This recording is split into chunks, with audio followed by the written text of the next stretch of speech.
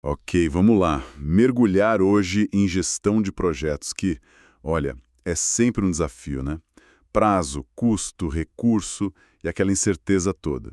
E a gente tem um material aqui bem rico que mostra a evolução das ferramentas para lidar com isso, desde o clássico até uma abordagem mais, digamos, avançada, o SDPM, Success Driven Project Management. Nossa análise hoje vai focar bastante nele. Na história por trás, a gente recebeu notas sobre o método do caminho crítico, o CPM, sabe? Sobre a corrente crítica, CCPM, e bastante coisa sobre o SDPM, o que é, como funciona, de onde veio. Então a missão aqui é meio que desvendar o SDPM. Como é que ele nasceu dessa necessidade de lidar com projetos mais cabeludos? O que ele tem de tão diferente do CPM, da corrente crítica, e por que ele está ganhando espaço? Vamos fundo nessa história e na lógica dele. E o interessante é ver que essa evolução não é à toa, né? Cada método tenta consertar as dores do anterior, se aproximar mais do mundo real, da operação. A briga sempre foi como planejar e controlar melhor, principalmente com recurso contado e tanta coisa incerta. O STPM entra aí, sabe, com umas respostas diferentes. E certo, para entender o pulo do gato que o STPM parece dar, acho que vale começar do começo, né? O que era o CPM, esse método que reinou tanto tempo? O CPM, bom, ele surgiu lá no finzinho dos anos 50, foi uma parceria da Hamilton Ranch com a DuPont, pensando em otimizar paradas de manutenção, coisa de planta química. A ideia central é mapear as tarefas, as dependências e aí calcular a sequência mais longa. Esse é o tal caminho crítico. Ele define a duração mínima do projeto. E também calcula as folgas, né? O quanto uma tarefa pode atrasar sem ferrar o prazo final. Por essa lógica de rede, assim, bem direta, ele virou o padrão por décadas. Pois é, o padrão. Mas parece que esse padrão começou a fazer água. A gente leu uma crítica bem forte do Marcos Pozzi comparando usar CPM hoje a pilotar um drone com um manual de telégrafo. É forte isso, né? O que ele quis dizer. Nossa, essa imagem é ótima, né? Ela pega bem o ponto do Pozzi que está no material.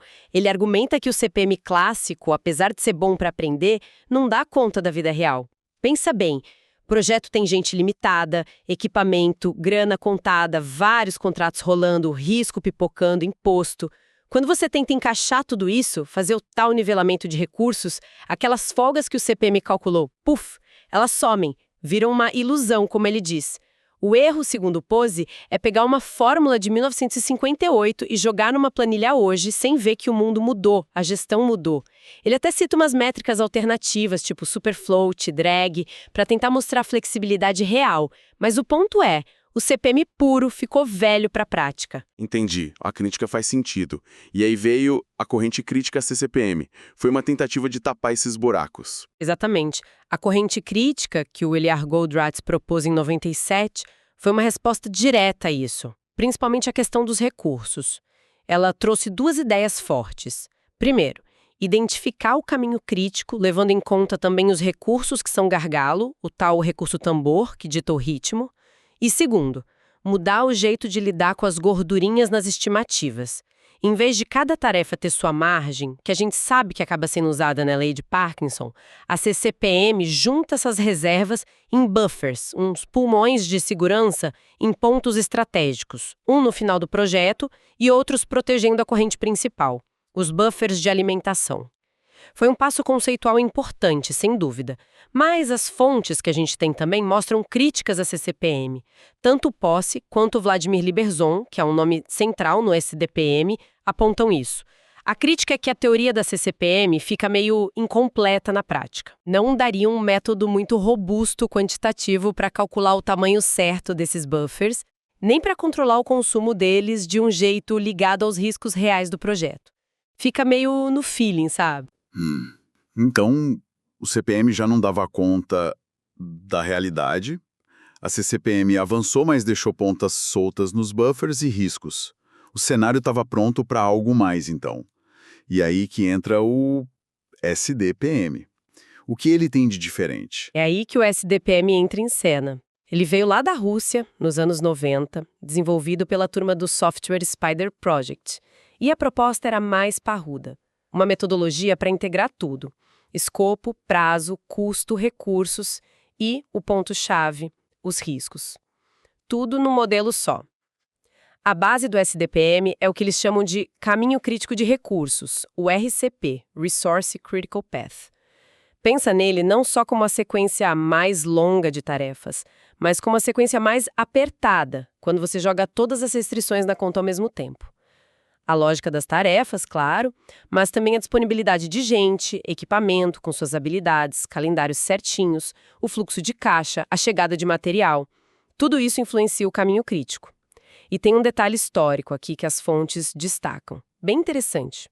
O conceito de RCP já estava implementado no Spider Project em 1993. Isso é antes do Goldratt publicar o livro da corrente crítica em 97. Isso sugere que essa ideia de um caminho crítico que leva em conta recursos já estava sendo pensada talvez até de forma mais ampla lá na Rússia. Opa, peraí, como assim? Quer dizer que a ideia-chave do SDPM sobre recursos já existia antes da corrente crítica ficar famosa? E isso, nossa, isso muda um pouco a linha do tempo que a gente costuma ouvir. Além do RCP, quais são os outros pilares do SDPM? Exatamente. Essa precedência é um ponto que o material levanta. Além do RCP, o SDPM se apoia em outras ideias que o tornam bem diferente. Vamos ver se consigo agrupar.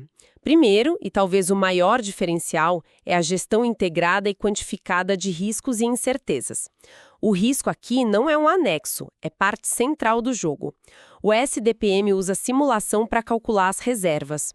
O material fala em análise de 3 cenários: otimista, provável, pessimista ou até Monte Carlo, que roda milhares de cenários e se, com base nas incertezas de cada tarefa. Essas simulações calculam quanto de reserva é preciso. E aí vem os buffers globais de tempo e custo. Não são ligados a tarefas específicas, como na CCPM. São uma reserva total para o projeto, calculada probabilisticamente. Segundo, e ligado a isso, é a gestão por probabilidade de sucesso. Em vez de só perguntar, estamos no prazo, o foco é qual a nossa chance de atingir as metas. E essa chance está melhorando ou piorando? Ajuda a definir metas realistas, tipo com 70% a 80% de chance de sucesso. Durante o projeto, o acompanhamento principal não é o desvio do plano original, mas a tendência dessa probabilidade. Se a probabilidade começa a cair, mesmo que ainda esteja alta, sinal amarelo. Significa que os buffers globais estão sendo queimados mais rápido que o previsto. Tem que agir. É uma mudança total de foco. Gerenciar a probabilidade. Gerenciar a probabilidade. Faz sentido. Terceiro, tem uma abordagem diferente para as metas e para os stakeholders. O STPM entende que cada público precisa de um tipo de informação. Para a equipe lá na ponta, as metas estão mais puxadas, otimistas, sem reserva explícita para evitar a folga da lei de Parkinson. Para o gerente do projeto, as metas já incluem os buffers calculados para os riscos conhecidos. E para o chefão, para o cliente, as metas podem ser ainda mais conservadoras, com reservas extras para o inesperado, para a garantia contratual. É como ter mapas com zoom diferente para cada um. Interessante essa segmentação. E por último, tudo isso amarrado numa integração total. O modelo tenta conectar tudo: escopo, com WBS e RBS, cronograma, recursos bem detalhados, custos, riscos, volume de trabalho, produtividade. A ideia é que, se mexer numa peça, o impacto reflete no resto todo, inclusive na probabilidade de sucesso. É um sistema integrado mesmo. Nossa, essa ideia de calcular buffer com simulação e gerenciar pela tendência da probabilidade parece um salto e tanto. E como fica a comparação direta com a corrente crítica, então? A filosofia sobre as reservas é bem diferente, né? A diferença é bem fundamental. Se a gente resumir os pontos-chave da comparação que estão no material, primeiro, onde está o gargalo? O SDPM usa o RCP, que olha para todas as restrições juntas: lógica, recurso, grana, suprimento. A CCPM foca mais na cadeia limitada pelo recurso tambor. Segundo, como lidar com a incerteza, os buffers. No SDPM, são buffers globais, de tempo e custo, calculados por simulação de risco. São gerenciados como uma reserva central e a saúde dela é medida pela probabilidade de sucesso. Na CCPM, são aqueles buffers de projeto e de alimentação, ligados a cadeias específicas. Mas a crítica é que falta um método quantitativo claro para calcular e controlar o consumo deles direito, ligado aos riscos.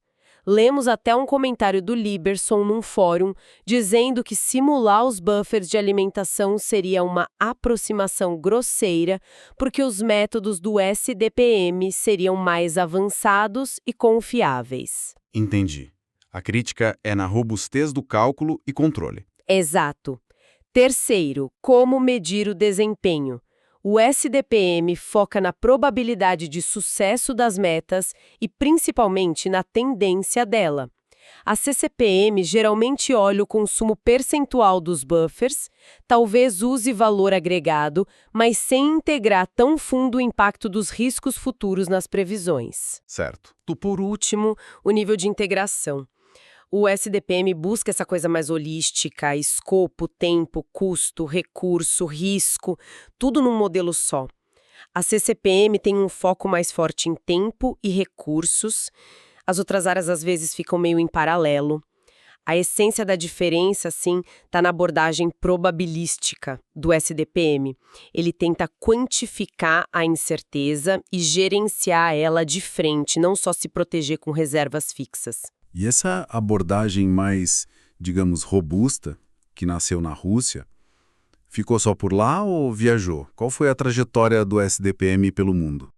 Viajou e muito. Foi desenvolvida nos anos 90 lá pela equipe do Spider Project, com base na experiência prática deles, e começou a ser aplicada fora da Rússia e não em projetinho pequeno, viu? Os exemplos que a gente viu são bem expressivos. No Brasil, a Petrobras usou a SDPM para lidar com a complexidade e os riscos do setor de óleo e gás. Tem até artigos sobre isso de 2003, com o Liberson, o Russell Archibald, que é uma lenda da área, apresentado em conferência do PMI nos Estados Unidos. E mencionam também o gasoduto Urucu-Manaus. Nossa, Petrobras. E com o Archibald envolvido? Pois é. Na Romênia, aplicaram num portfólio gigante 2.000 projetos da Home Telecom, também apresentado no PMI. Na Austrália, consultorias começaram a usar e divulgar, foi discutido em simpósios. E mais recente, olha que interessante, foi ferramenta-chave na gestão de mega-eventos. Olimpíadas de Inverno de Sochi em 2014, Copa do Mundo de 2018 na Rússia, imagina a pressão e a complexidade. Caramba! Olimpíada e Copa do Mundo. Aí o risco é extremo, né? Exatamente. E também citam projetos EPC, engenharia, suprimentos e construção. Então, a aplicação foi bem diversa. Além da prática, ganhou espaço na literatura acadêmica, teve reconhecimento de especialistas como o Archibald, e uma coisa legal, a experiência com múltiplos projetos levou eles a recomendarem padronização, tipo usar AWS e códigos comuns. Mostra que a metodologia também gerou aprendizado organizacional. Ou seja, não é uma coisa de nicho. Nasceu de desafio real, na Rússia, e foi provar valor em ambientes bem complicados pelo mundo em vários setores. Bem interessante.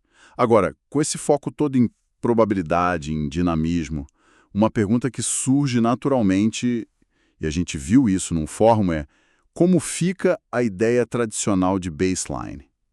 A linha de base, aquele plano original que a gente congela para comparar depois. Isso ainda faz sentido no SDPM? Ótima pergunta, porque mexe no coração da filosofia do SDPM. Pelo que o Liberson respondeu e que está no material, no SDPM não existe uma linha de base fixa ou um cronograma-alvo único, nesse sentido tradicional de plano congelado. O planejamento define sim datas diretivas, metas que a gente quer alcançar. Dá para comparar o estado atual com um cenário mais provável que foi pensado no início? Dá. Mas um desvio desse cenário inicial não é por si só um alarme de incêndio. O foco principal, como a gente já falou, está na probabilidade de sucesso e nas tendências dela. A pergunta-chave para o gerente não é a gente estar atrasado em relação ao plano original, é mais qual é a nossa probabilidade hoje de bater as metas finais e essa probabilidade está subindo, está estável ou está caindo. Se a tendência é negativa, mesmo que a probabilidade ainda seja alta, tipo 80%, é hora de agir, porque isso mostra que as reservas estão indo embora mais rápido do que o modelo de risco previa. Então, esse monitoramento da tendência da probabilidade meio que substitui a dependência daquela baseline estática como principal termômetro da saúde do projeto. Certo, faz todo sentido. A referência muda de um plano parado no tempo para uma meta probabilística que se atualiza. Bom, vamos tentar amarrar tudo que a gente explorou aqui. A gente viu que o SDPM nasceu para superar as limitações do CPM, que era muito estático para a realidade, e da CCPM, que avançou em recurso buffer, mas talvez com lacunas na quantificação e gestão de risco. Os grandes diferenciais do SDPM parecem ser o caminho crítico de recursos, o RC, que integra tudo, a forma inovadora de calcular buffers globais com simulação de risco e principalmente essa mudança de foco, gerenciar ativamente a probabilidade de sucesso e a tendência dela. E descobrimos que essa metodologia, que veio da Rússia, tem uma história aí de aplicação global em projetos bem complexos. Exato. Se a gente conectar os pontos, o SDPM propõe uma mudança de mentalidade mesmo na gestão. Em vez de ficar obcecado em seguir um plano que pode ficar velho rápido, o foco vai para a capacidade de atingir os objetivos finais, gerenciando a incerteza de forma ativa, com uma visão quantificada dos riscos e usando as reservas de um jeito mais inteligente. É uma visão mais adaptativa, né? Talvez mais realista para o mundo complexo de hoje. Isso deixa a gente com uma provocação final, eu acho. Se os projetos modernos são cada vez mais cheios de incerteza, de complexidade, será que aquelas métricas tradicionais de realizado contra planejado, comparando com uma baseline estática, ainda são as melhores? Ou será que métricas focadas em probabilidade de sucesso, em tendências, como essas que o SPGM usa, não deveriam virar a norma para a gente realmente saber se está no caminho certo para entregar o que importa no final? Fica aí a reflexão, né? Como a gente mede sucesso nos nossos próprios desafios?